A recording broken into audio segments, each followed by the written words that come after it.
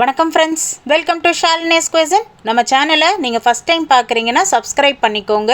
பக்கத்தில் இருக்க பெல் பட்டனை கிளிக் பண்ணிவிட்டு ஆல் கொடுத்துக்கோங்க. அப்போ தான் நான் போடுற எல்லா வீடியோஸுமே உங்களுக்கு அப்டேட்டாக வரும். இன்றைக்கி நம்ம பார்க்க போகிறது Deepavali special recipe mini jangiri. தீபாவளினாலே எல்லார் வீட்லேயுமே விதவிதமான பலகாரம் செய்ய ஸ்டார்ட் பண்ணிவிடுவாங்க. அதில் இந்த மினி ஜாங்கிரி ரெசிப்பியை கண்டிப்பாக இன்க்ளூட் பண்ணிக்கோங்க. இது அவ்வளோ டேஸ்டியாக இருக்கும். இது செய்கிறது ரொம்ப ஈஸியாகவே செஞ்சிடலாம்.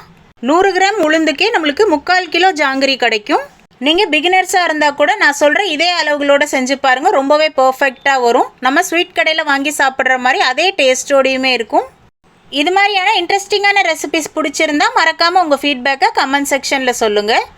இதோட இன்க்ரீடியன்ட்ஸ்லாம் நான் டிஸ்கிரிப்ஷனில் கொடுத்துருக்கேன், செக் பண்ணி பார்த்துக்கோங்க. வாங்க இது எப்படி செய்யலான்னு பார்க்கலாம்.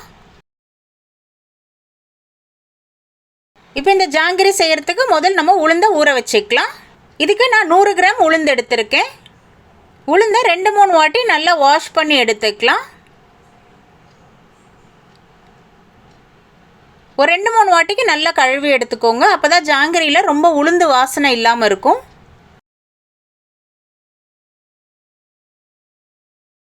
உளுந்தை 2-3 வாட்டி நல்லா வாஷ் பண்ணதுக்கப்புறமா தண்ணி சேர்த்து ஒரு 2 மணி நேரத்துக்கு ஊற வச்சிடலாம். இப்போ இந்த ஜாங்கிரிக்கு தேவையான சுகர் சிரப்பை ரெடி பண்ணிக்கலாம். நான் இதுக்கு 2 கப்பு சர்க்கரை சேர்த்துருக்கேன். கிராம் கணக்கில் சொல்லணுன்னா 500 கிராம் சர்க்கரை சேர்த்துக்கோங்க. இதுக்கு 1.5 கப்பு தண்ணி சேர்த்துக்கலாம்.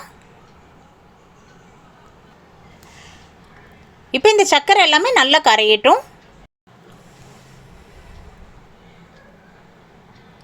இப்போ கொஞ்சமாக ஆரஞ்சு ஃபுட் கலர் சேர்த்துக்கலாம். அரை ஸ்பூன் ஏலக்காய் தூள் சேர்த்துக்கோங்க.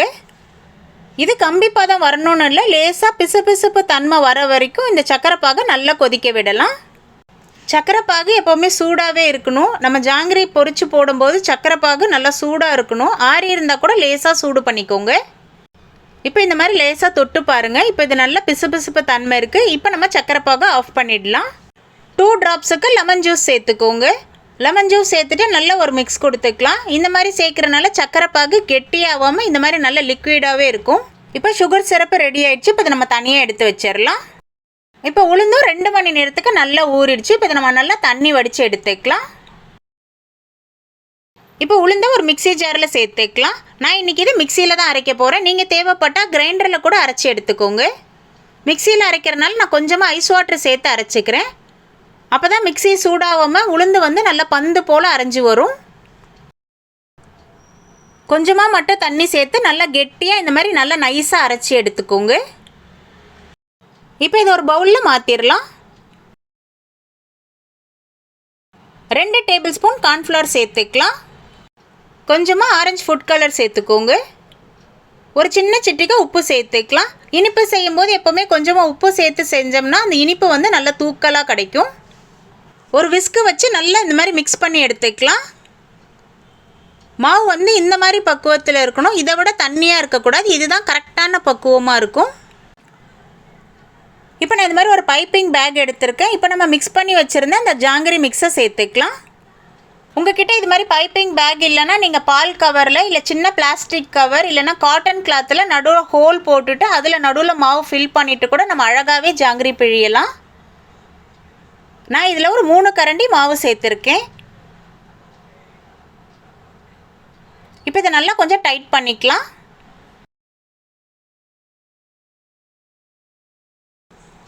மாவை சேர்த்துட்டு இந்த மாதிரி லேசாக டைட் பண்ணி எடுத்துக்கோங்க. இப்போ இது முனையை நம்ம கட் பண்ணி எடுத்துக்கலாம். சின்னதாக கட் பண்ணி எடுத்துக்கோங்க. இப்போ நம்ம ஜாங்கிரி பிழியலாம். இப்போ இந்த ஜாங்கிரி செய்யறதுக்கு நம்ம ஒரு அகலமான பேன் மாதிரி எடுத்துக்கோங்க. இந்த மாதிரி சின்ன சின்னதாக இந்த மாதிரி பிழிஞ்சு விடலாம். மாவு இந்த மாதிரி பக்குவத்தில் இருந்ததுன்னா ஜாங்கிரி நல்லா பர்ஃபெக்டாகவே வரும். எண்ணெய் ரொம்ப சூடு இல்லாமல் மிதமான சூட்டில் இருக்கணும். ஊற்றும் போது அடுப்பை சிம்மில் வச்சுக்கோங்க. ஏன்னா எண்ணெய் ரொம்ப சூடாக இருந்துச்சுன்னா நம்ம இந்த மாதிரி சுற்றி விடும்போது ஜாங்கிரி தனித்தனியாக பிரிஞ்சு போயிடும். அதனால் எண்ணெய் கொஞ்சம் மீடியமான ஃப்ளேமில் தான் இருக்கணும்.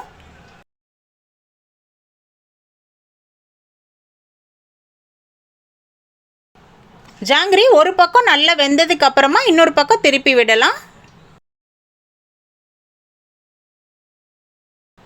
அந்த எண்ணெயில் இருக்க பபிள்ஸ் எல்லாமே நல்லா அடங்கிடும். அப்போ வந்து ஒரு பக்கம் நல்லா வெந்துடுச்சு. இப்போ நம்ம இன்னொரு பக்கம் திருப்பி விடலாம்.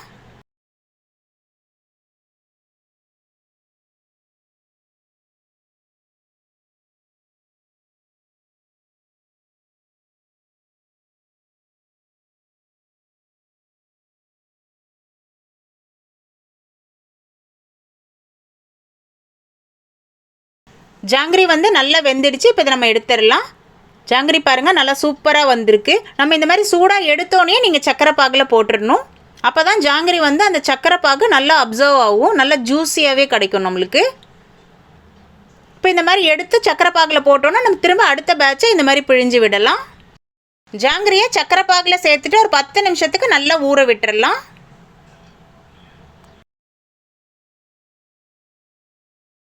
நீங்கள் ஒரு வாட்டி இந்த ஜாங்கிரி ரெசிபியை செஞ்சு பார்த்தீங்கன்னா அடிக்கடி செய்வீங்க. இது நம்ம ஸ்வீட் கடையில் சாப்பிட்ற அதே டேஸ்ட்டோடையுமே இருக்கும். நம்ம 100 கிராம் உளுந்துக்கே நம்மளுக்கு 3/4 கிலோ ஜாங்கிரி கிடைக்கும்.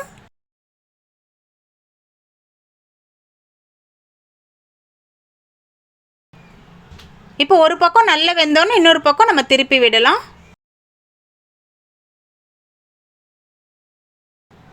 நம்ம இதில் கார்ன்ஃப்ளவர்லாம் சேர்த்து செஞ்சுருக்கனால மேலே நல்லா கிறிஸ்பியாகவும் உள்ளே நல்லா ஜூஸியாகவே இருக்கும். இப்போ ஜாங்கிரி நல்லா சூப்பராக ரெடி ஆகிடுச்சு. இப்போ இதை நம்ம எடுத்துடலாம்.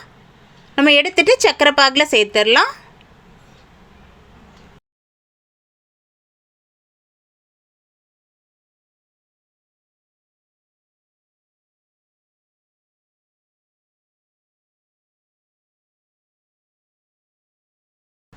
ஜாங்கிரியை சக்கரை பாகில் சேர்க்கும்போது ஜாங்கிரியும் சூடாக இருக்கணும், அதே மாதிரி சக்கரை பாகும் கொஞ்சம் சூடாக இருக்கணும். சக்கரை பாகு ஒரு வேளை ஆறிடுச்சுன்னா கூட நீங்கள் லேசாக சூடு பண்ணிக்கோங்க. இப்போ ஜாங்கிரியை சேர்த்துட்டு ஒரு 10 நிமிஷத்துக்கு இது நல்லா அதுலேயே ஊற வச்சிடலாம். ஒரு 10 நிமிஷத்துக்கு நல்லா சோக் பண்ணதுக்கப்புறமா நம்ம வெளியில் எடுக்கலாம்.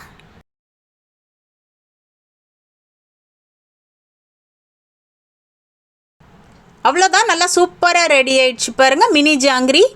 மேலே நல்லா கிறிஸ்பியாகவும் உள்ளே நல்லா ஜூஸியாகவே இருக்கும். இந்த தித்திக்கும் தீபாவளி அன்னைக்கு நீங்களும் இந்த ஜாங்கிரி ரெசிபியை உங்கள் வீட்டில் செஞ்சு சாப்பிட்டு பாருங்கள். டேஸ்ட் அவ்வளோ பிரமாதமாக இருக்கும். கண்டிப்பாக ட்ரை பண்ணி பாருங்கள். இந்த ரெசிபி உங்களுக்கு பிடிச்சிருந்தா லைக் பண்ணுங்கள், உங்கள் ஃப்ரெண்ட்ஸ் அண்ட் ஃபேமிலியோடையும் ஷேர் பண்ணுங்கள். மறக்காமல் ஷாலினிஸ் குயிசன் யூடியூப் சேனலை சப்ஸ்கிரைப் பண்ணிக்கோங்க. பக்கத்தில் இருக்க பெல் பட்டனை கிளிக் பண்ணிவிட்டு ஆல் கொடுத்துக்கோங்க. அப்போ தான் நான் போடுற எல்லா வீடியோஸுமே உங்களுக்கு அப்டேட்டாக வரும். எப்படி இருந்ததுன்னு கமெண்ட்லேயும் சொல்லுங்கள். தேங்க்ஸ் ஃபார் வாட்சிங்.